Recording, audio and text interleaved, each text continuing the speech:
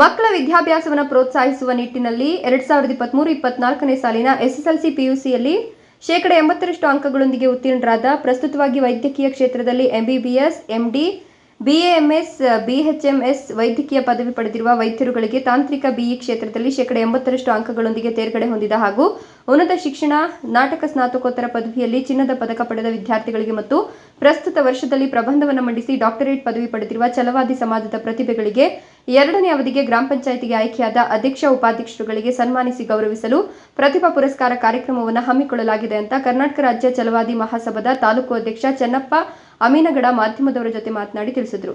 ಇನ್ನು ಹೆಚ್ಚಿನ ಮಾಹಿತಿಗಾಗಿ ಚೆನ್ನಪ್ಪ ಅಮೀನಗಡ 8971314631, ದುಗ್ಗಪ್ಪ ಮಲ್ಲಾಪುರ 8497082939 ಈ ನಂಬರನ್ನು ಸಂಪರ್ಕಿಸಲು ಕೋರಿದ್ದಾರೆ. ಈ ಸಂದರ್ಭದಲ್ಲಿ ಮಾರಪ್ಪ, ನಾಗಲಿಂಗ ಬದಾರ್ಲಿ, ರಮೇಶ್ ತಾಲುಗುಂದ ಸೇರಿದಂತೆ ಅನೇಕರು ಹಾಜರಿದ್ದರು.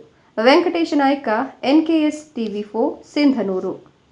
ಛಲವಾದಿ ಮಹಾಸಭಾ ಜಿಲ್ಲಾ ಸಮಿತಿ ವತಿಯಿಂದ ಇವತ್ತು ಜಿಲ್ಲಾ ಮಟ್ಟದ ಕಾರ್ಯಕ್ರಮವನ್ನು ಸಿರುವಾರದಲ್ಲಿ ಚಿಕ್ಕಸುಗೂರು ಸುಗಪ್ಪ ಕಲ್ಯಾಣ ಮಂಟಪದಲ್ಲಿ ನಾವು ಪ್ರತಿಭಾ ಪುರಸ್ಕಾರ ಕಾರ್ಯಕ್ರಮವನ್ನು ಮಾಡಬೇಕಂತ ಈಗಾಗಲೇ ತೀರ್ಮಾನ ಮಾಡಲಾಗಿದೆ. ಈ ಪ್ರತಿಭಾ ಪುರಸ್ಕಾರ ಕಾರ್ಯಕ್ರಮದಲ್ಲಿ ವಿದ್ಯಾರ್ಥಿಗಳು SSLC ಈ ಪ್ರಸ್ತುತ ಸಾಲಿನಲ್ಲಿ 2023-24ನೇ ಸಾಲಿನಲ್ಲಿ SSLC, PUC, ಸ್ನಾತಕ, ಸ್ನಾತಕೋತ್ತರ, MBBS,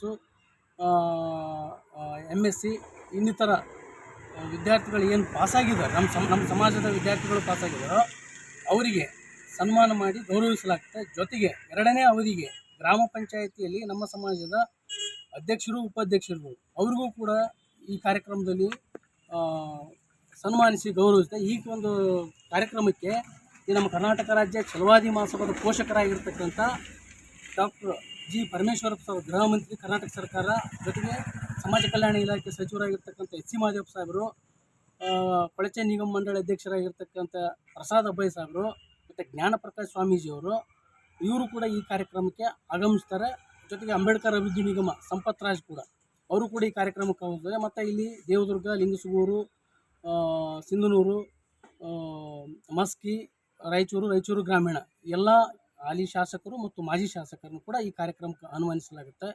ಜೊತೆಗೆ ಮತ್ತು ನಮ್ಮ ಸಮಾಜದ ಮುಖಂಡರುಗಳನ್ನು ಕೂಡ ಈ ವಿಶ್ವಾಸಕ್ಕೆ ತೊಗೊಂಡು ಈ ಕಾರ್ಯಕ್ರಮವನ್ನು ರೂಪಿಸ್ತೀವಿ.